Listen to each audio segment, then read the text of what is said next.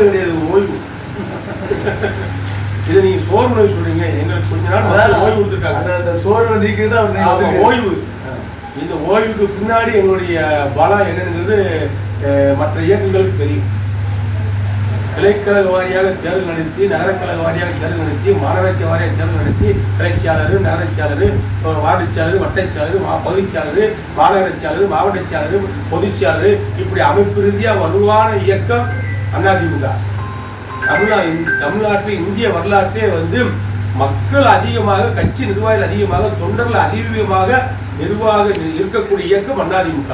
தலைமை மீது இப்பொழுது எம்ஜிஆர் மீது, அம்மாவின் மீது, எடப்பாடியார் மீது, கட்சி தலைமை மீது விசுவாசம் உள்ள தொண்டர்கள் நிரம்பிய இயக்கம் விஜயக்கூடிய தமிழ்நாடு தலைமை தான் அதிமுகவை விமர்சனம் பண்ணாங்க. நாங்கள் அவங்க எந்த பண்ணல. நாங்கள் அதிமுக இங்கே சிறுபான்மை மக்களுக்கு பாதுகாப்பாக இருப்பதற்காக அவர்கள் எங்களை சந்தேகப்படக்கூடாது, நாங்கள் உங்களுடைய உடனோடு இருக்கிறோம் என்பதற்காக தலைமை எடப்பாடியார் ஒரு முடிவெடுக்கிறார். அதில் இவ்வளவு 1 கோடி வாக்குகளை பெற்றிருக்கிறோம் என்று சொன்னால், இது நாடாளுமன்ற தேர்தலில் என்ற காரணத்தினால் நிலைப்பாடை மக்கள் வேறு விதமாக எடுத்துவிட்டார்கள். ஆகவே இது சட்டமன்றத்திற்கான தேர்தல் முடிவுகள் கிடையாது. ஒவ்வொருத்தரும் ஆட்சி அமைக்குது. ஆட்சி நேரில் டெபாசிட் வந்த திமுக அடுத்து ஆட்சி அமைக்குது. ஆட்சி நேரில் டெபாசிட் வந்தாங்க, அம்மா சிஎம் ஆட்சியில் அம்மாவை எடுத்துறோம் டெபாசிட் வந்தாங்க. அடுத்து திமுக ஆட்சி அமைக்குது. ஆட்சிக்கு வரலையா, மிருக பலத்தோட வரலையா, ஆட்சிக்கு வரலையா, பார்லிமெண்ட் ஜெயிக்கலையா. அதிமுக பொறுத்தவரைக்கும் அதிமுக, திமுக இப்படி திராவிட இயக்கங்கள் மாறி மாறி அதிகாரத்துக்கு வந்திருக்காங்க. அதிக நாள் தமிழகத்தை ஆண்ட கட்சி என்ற பெருமை அதிமுக தான் உண்டு.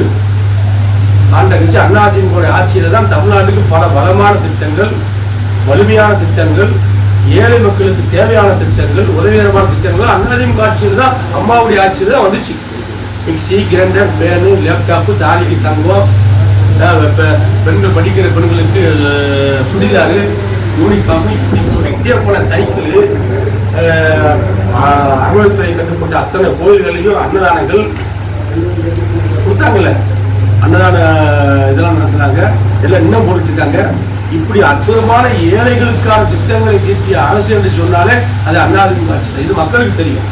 ஆகவே சட்டமன்ற தேர்தலில் இந்த நிலைமை அப்படியே மாறும். குமரி முதல் திருவள்ளூர் வரைக்கும் சென்னையில் திருவள்ளூர் மாவட்டம் ஃபர்ஸ்ட் ஆரம்பிக்குது. அங்கிருந்து குமரி மாவட்டம் தென்கோடி, உலகத்தின் தென்கோடி எல்லை, தமிழகத்தின் தென்கோடி எல்லை, சட்டமன்ற உறுப்பினர் தலவாழ்ந்தவர் உலகத்துடைய தென்கோடி எல்லையினுடைய சட்டமன்ற உறுப்பினர்.